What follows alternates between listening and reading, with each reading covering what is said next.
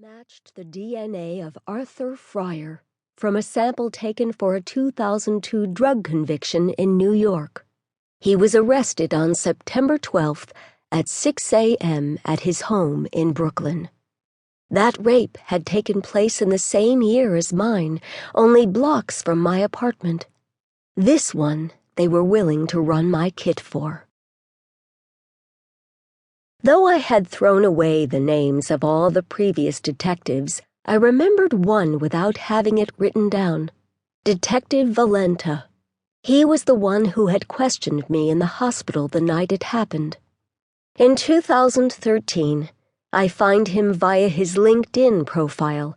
I discover that his first name is William, that he's become an assistant dean at the University of Pittsburgh's business school, and that before retirement from the force, he'd been promoted all the way to commander. I emailed to let him know about the arrest and possible link with my case. He replies kindly, goes to police headquarters to review my file, speaks to the lieutenant of major crimes on my behalf, and replies again. We exchange family photos. His youngest and my oldest are near in age. We email almost daily. He explains the forensic and bureaucratic processes to me. I tell him what I remember about the original investigation, and he puts names and backstories to the figures I describe. He'd heard of my case over the police radio that night in 1992.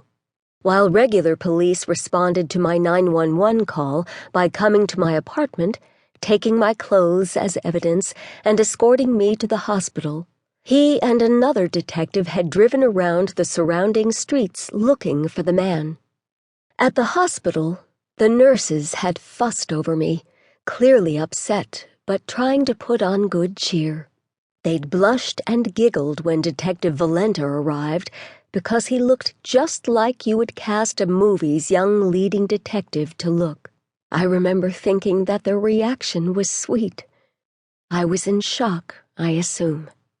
Valenta had apologized for having to ask me, but he'd explained, every touch would become a separate charge. I had to answer yes or no for every sexual act he could reel off. 2 decades later, I asked him if he'd had a checklist for that, or if he'd just improvised such a long, weary catalog. He says that he'd done 100 sex assault interviews by then, 5 years into the job. He hadn't needed a checklist.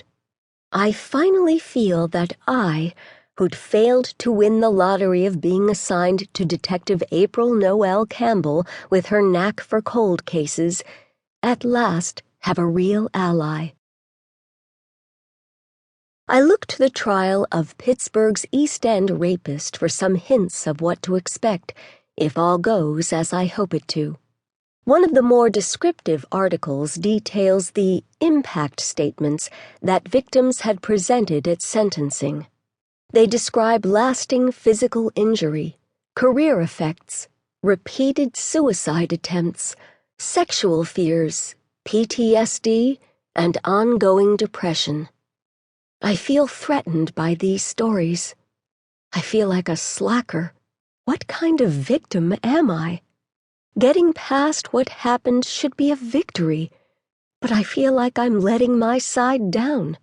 It doesn't seem fair to measure the badness of what my attacker did in an inverse ratio to how I've coped. It seems that the better I've done, the more I've been able to thrive, the more he'll then be excused, the more that what he did to me will be downgraded in significance.